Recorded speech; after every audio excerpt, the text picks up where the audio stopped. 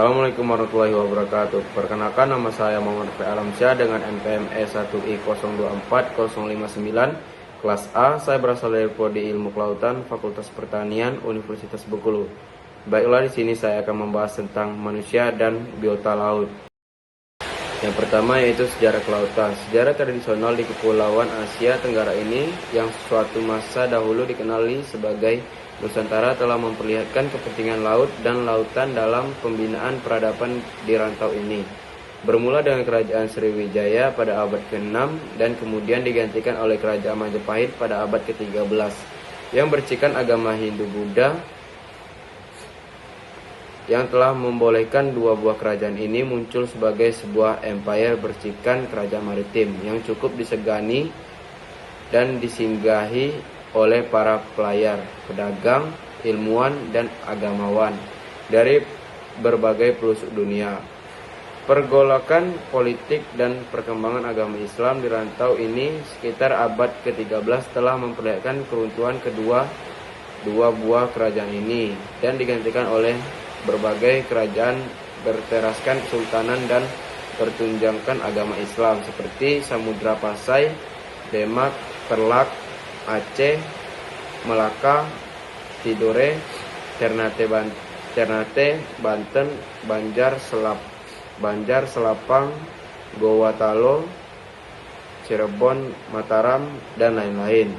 Sebelum kedatangan kuasa-kuasa barat dan berlakunya proses kolonialisasi di rantau ini juga telah mengangkat kepentingan laut-laut dan selat-selat di Kepulauan Melayu sebagai asas kepada kegemilangan kerajaan-kerajaan ini.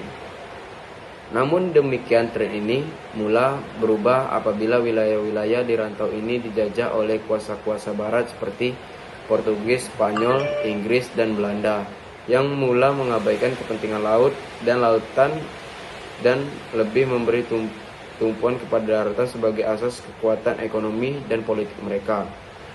Doktrin nampaknya diteruskan apabila wilayah-wilayah di rantau ini mencapai kemerdekaan dan berdiri sebagai sebuah bangsa-bangsa selepas Perang Dunia Kedua sehingga kini.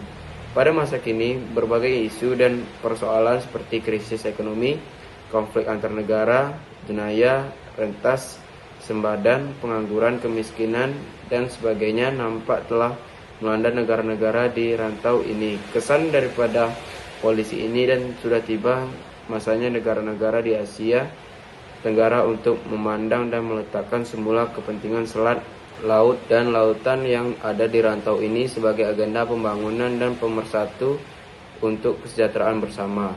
Dalam hal ini, masyarakat juga nampaknya tidak terkecuali daripada isu dan persoalan di atas, dan sudah tiba masanya pihak kerajaan memandang kembali kepentingan laut dan lautan sebagai suatu khazanah yang tidak ternilai harganya dan menjadi antara agenda pembangunan utama untuk kesejahteraan rakyat dan negara pada masa kini, seperti mana yang pernah dibuktikan oleh Kesultanan Melayu Melaka suatu masa dahulu. Yang kedua yaitu kehidupan laut. Indonesia dikenal sebagai pusat keanekaragaman hayati laut tertinggi di dunia, sebuah keistimewaan yang diberikan oleh posisinya di daerah tropis dan lokasi geografis yang berada di pertemuan Samudra Pasifik dan Samudra Hindia. Wilayah laut Indonesia yang luas mencakup sekitar 2/3 dari total luas negara ini, menjadi habitat bagi lebih dari 250.000 spesies biota laut yang telah teridentifikasi, dan para ilmuwan memperkirakan masih banyak spesies yang belum ditemukan. Ekosistem laut Indonesia meliputi berbagai tipe habitat yang sangat beragam, mulai dari terumbu karang, padang lamun, hutan mangrove, hingga laut dalam. Terumbu karang Indonesia yang menjadi bagian penting dari segitiga terumbu karang Coral Triangle memiliki lebih dari 600 spesies karang pembentuk terumbu. Ekosistem ini menjadi rumah bagi lebih dari 3.000 spesies ikan karang, menjadikannya salah satu daerah dengan biodiversitas laut tertinggi di dunia. Selain terumbu karang, padang lamun juga memainkan peran penting dalam ekosistem laut Indonesia. Dengan lebih dari 10 jenis lamun yang ditemukan di perairan Indonesia, Habitat ini menyediakan tempat asuhan bagi banyak spesies ikan dan invertebrata. Padang lamun juga berfungsi sebagai perangkap karbon alami, membantu mitigasi perubahan iklim dengan menyerap karbon dioksida dalam jumlah besar.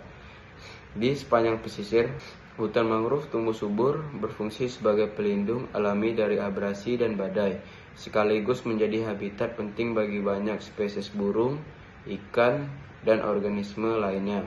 Beberapa kawasan seperti Teluk Cendrawasih dan Teluk Tomini ini dikenal karena keunikan ekosistemnya. Teluk Cendrawasih misalnya adalah taman nasional laut terbesar di Indonesia dengan luas mencapai 1,4 juta hektar. Kawasan ini menjadi rumah bagi banyak spesies endemik dan langka, termasuk hiu paus yang dikenal ramah. Teluk Tomini di sisi lain memiliki ekosistem yang sangat terisolasi sehingga menjadi tempat perlindungan alami bagi biota laut endemik yang hanya ditemukan di kawasan ini. Laut Indonesia juga merupakan ruang evolusi yang dinamis. Proses adaptasi dan evolusi terus berlangsung menciptakan spesies-spesies unik yang tidak ditemukan di tempat lain. Contohnya adalah beberapa jenis ikan karang yang hanya hidup di perairan Nusantara. Yang ketiga yaitu potensi dan fungsi biota laut untuk manusia. Biota laut Indonesia memiliki peran penting dalam berbagai aspek kehidupan manusia mulai dari pangan hingga lingkungan. Berikut adalah manfaat utamanya, yaitu yang pertama sebagai sumber pangan. Biota laut seperti ikan, udang, dan rumput laut menjadi sumber protein utama serta bahan baku industri makanan dan farmasi. Yang kedua yaitu sumber ekonomi.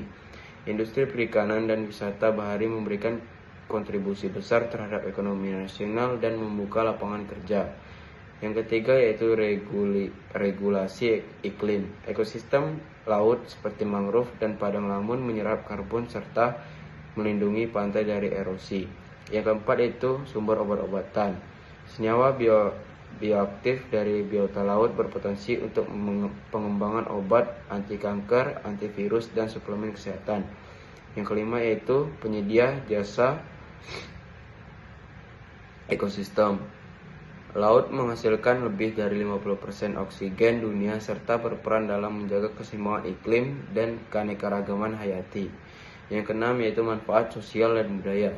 Laut menjadi bagian dari tradisi, seni, serta penelitian ilmiah yang memperkaya budaya dan pengetahuan. Yang ketujuh yaitu potensi energi terbarukan. Energi dari gelombang, arus, dan pasang surut berpotensi menjadi sumber energi bersih dan berkelanjutan. Yang kedelapan yaitu bahan baku industri kreatif dan kosmetik. Rumput laut dan alga digunakan dalam kosmetik, farmasi, dan produk organik dengan permintaan global tinggi. Dengan pengelolaan yang berkelanjut, biota laut Indonesia dapat diteruskan memberikan manfaat bagi manusia tanpa merusak ekosistemnya. Yang keempat yaitu permasalahan-permasalahan biota laut. Keanekaragaman biota laut menghadapi berbagai ancaman yang disebabkan oleh aktivitas manusia dan perubahan alam. Ancaman ini mencakup overfishing, pencemaran laut, perubahan iklim, dan eksploitasi berlebihan terhadap spesies tertentu seperti overfishing atau penangkapan berlebihan. Penangkapan ikan secara berlebihan tanpa memperhatikan regenerasi spesies mengancam keseimbangan ekosistem laut. Penggunaan alat tangkap yang merusak seperti trawl dan bahan peledak mempercepat degradasi habitat dan menurunkan populasi ikan bernilai ekonomi tinggi seperti tuna dan hiu. Yang kedua yaitu pencemaran laut. Pencemaran laut berasal dari limbah plastik, kimia, tumpahan minyak, dan sedimen. Plastik yang sulit terurai mencemari perairan dan membahayakan biota laut. Sementara bahan kimia beracun merusak habitat dan mengganggu rantai makanan. Tumpahan minyak dapat menghancurkan ekosistem terumbu karang, sedangkan sedimen dari deforestasi menurunkan kejernihan air dan merusak habitat dasar laut.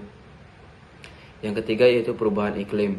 Pemanasan global menyebabkan pemutihan terumbu karang dan perubahan pola migrasi spesies laut. Pengosongan laut akibat penyerapan karbon dioksida mengancam organisme bercangkang seperti karang, moluska, serta mengganggu keseimbangan ekosistem laut. Yang keempat yaitu eksploitasi berlebihan.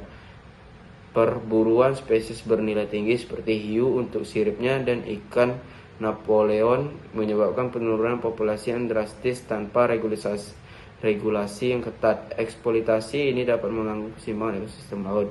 Yang kelima yaitu dampak sosial dan ekonomi. Kerusakan ekosistem laut berpengaruh langsung pada masyarakat pesisir yang bergantung pada hasil laut untuk mata pencarian dan ketahanan pangan.